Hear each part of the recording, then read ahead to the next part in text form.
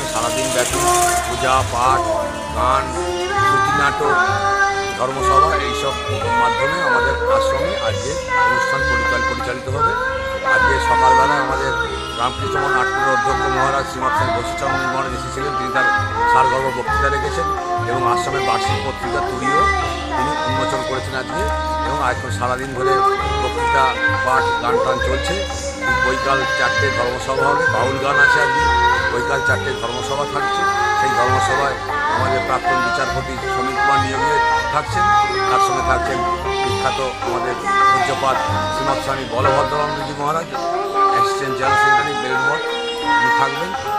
এই করে আমাদের সন্ধ্যাবেলায় আরতি হবে। এইভাবে আজকের দিনটা আমরা ঠাকুরের নাম, মায়ের নাম, স্বামীর নাম করে আমরা পালন করছি। এবং নরনারায়ণ সেবার দুপুরে নরনারায়ণ সেবার আয়োজন আছে। সকলের প্রসাদের ব্যবস্থা থাকছে, অন্নভোগ প্রসাদের ব্যবস্থা থাকছে। এইভাবে আজকে আমরা আমাদের নিয়ম অনুষ্ঠান পালন করছি। আপনার নাম? এই আশ্রমে বর্তমানে সম্পাদক।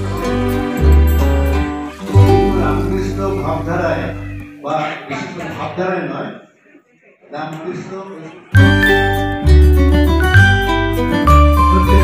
অমর আছে, কিন্তু মানুষ হওয়ার জন্য তাকে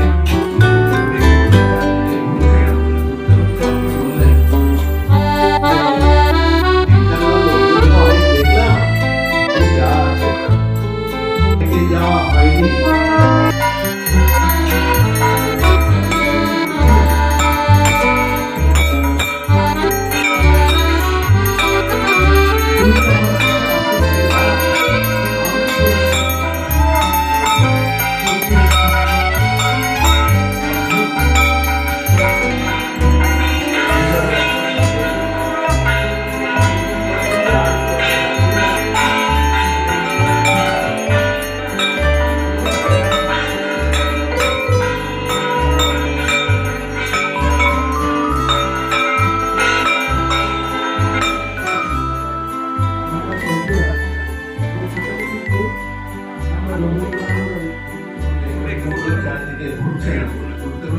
বললেন যে দিনকালবেলা লোকজন তো অনেক দেখলাম, যা আছে থেকে যাওয়া হয়নি।